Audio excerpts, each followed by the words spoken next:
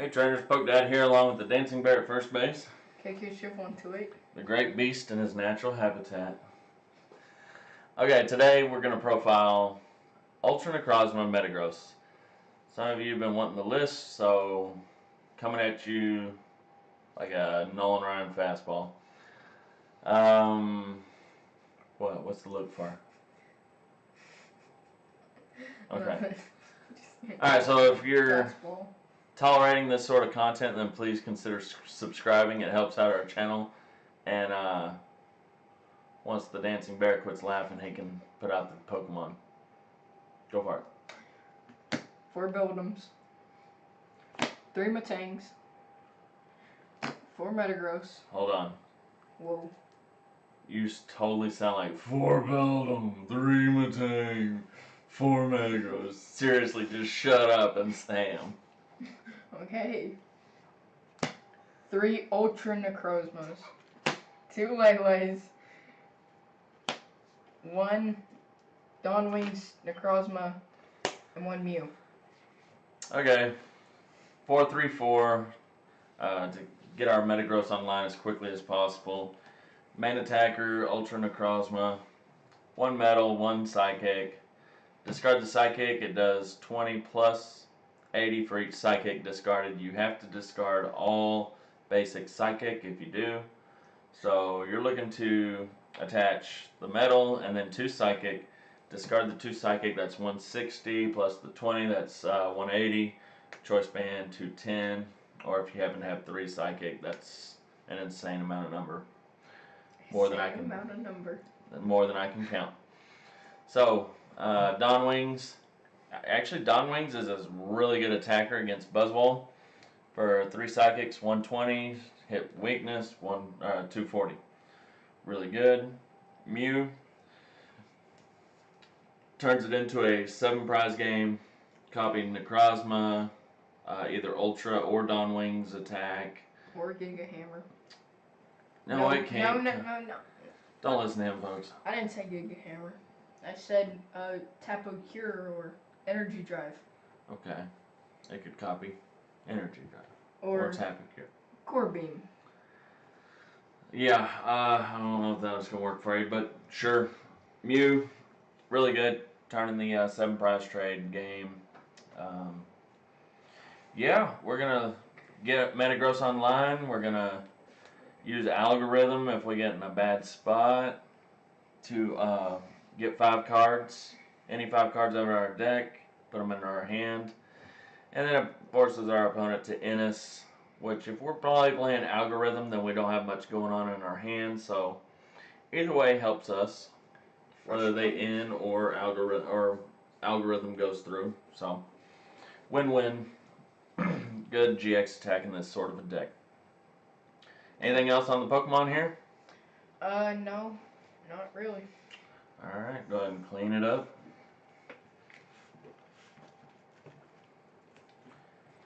Shoot those items at them. Alright.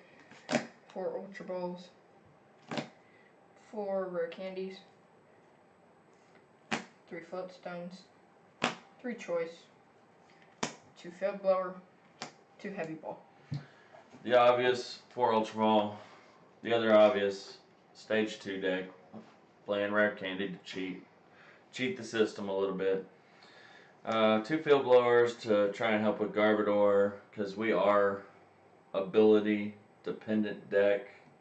So yeah, if we hit Garbodor and we don't have our Field Blowers, we're kind of screwed. So 3 Floatstones. We can retreat, but it'd be much better to get Dawnwings online with a Floatstone and then just shuffle back and forth, powering them up while they're in the active with Metagross. Typically, we need at least 2 Metagross online, if not a third. If we get 3 Metagross plus an attacker, then we're sitting pretty sweet. As long as Garbotoxin's not online. 3 Choice Band. The numbers are kind of awkward in this deck, so you have to have the Choice Band. You're still not one-shotting anything with Metagross. That is the main issue I have with Metagross. You'll notice also there's no max potions or anything like that.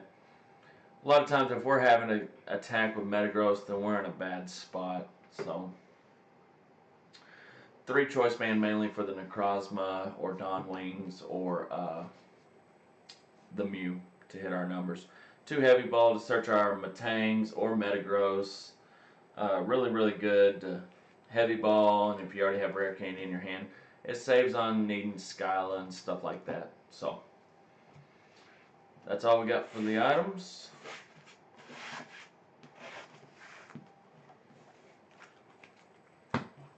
Now for supporters, 4 Sycamores, 3 Guzmas, 2 Ns, 2 Cynthias, 2 Bridgets.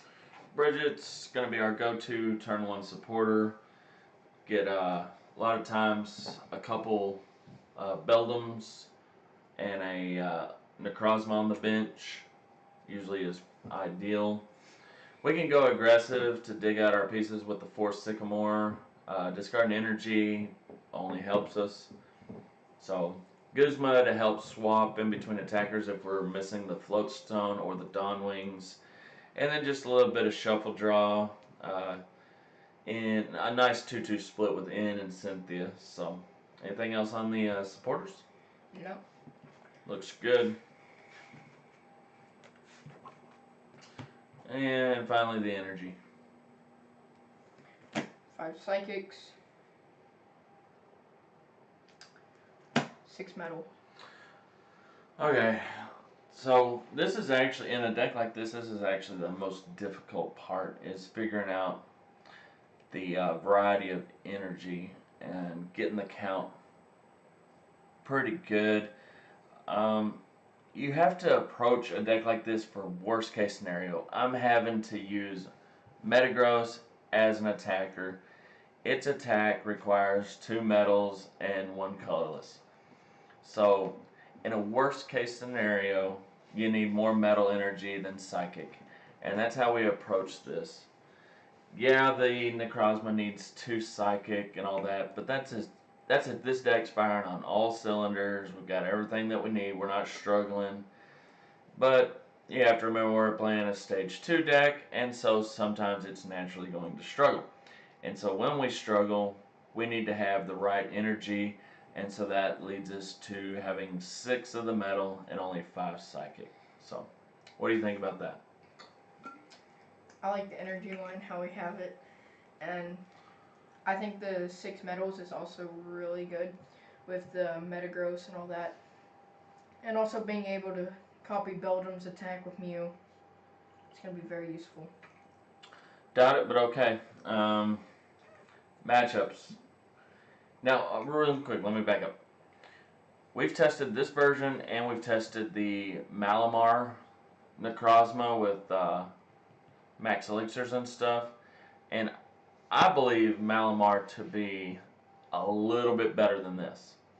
Caden has tested probably the most with both decks, and you felt that this version is actually a little bit better.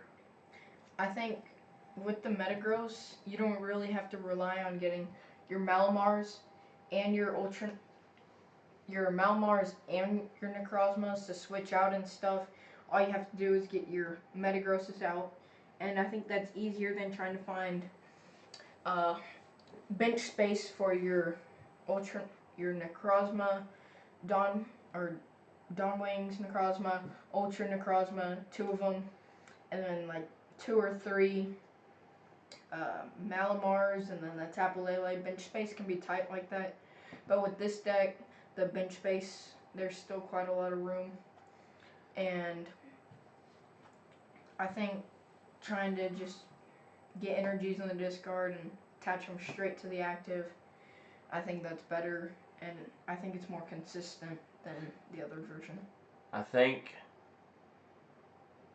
I agree that this deck is less susceptible to a parallel city. Because if you have a full bench and they hit you with a parallel, you can keep your 3 Metagross and then your Necrozma or whatever in the active, and you're gonna weather the storm pretty good.